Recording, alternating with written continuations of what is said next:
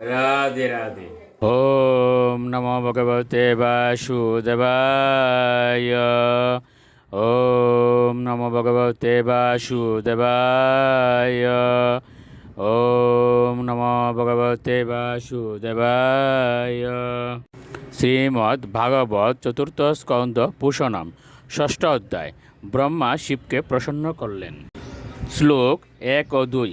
মৈত্রেয় উবাচ অত দেবগণা সর্বে রুদ্রানিকয় পরাজিতা শূলপটি শনিস্ত্রিংশ গদাপৈগমুদ্গরয়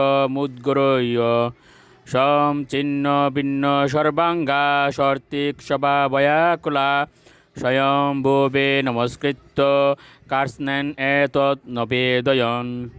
অনুবাদ।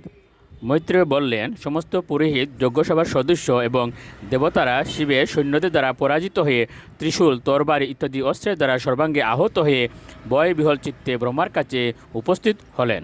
তাকে প্রণতি নিবেদন করার পর দক্ষের যজ্ঞে যা কিছু হয়েছিল তা সবিস্তারে তারা নিবেদন করতে শুরু করলেন। শ্লোক 3।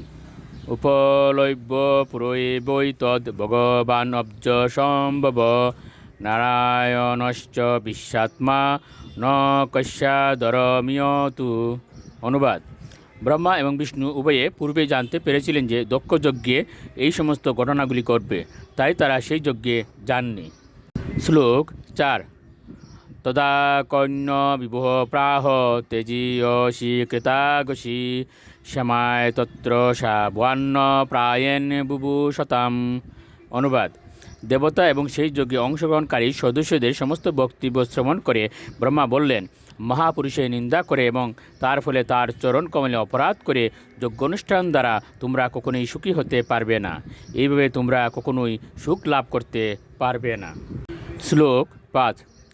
অতাপি ইয়ম কৃত কিল্লিশা ভবম ইয়ে বহিষু ভাগবাজম পরাদু প্রসাদয়ধম পরিশুদ্ধ চেতসা শিপ্র প্রসাদম প্রগৃহীত অঙ্গে পদ্মম।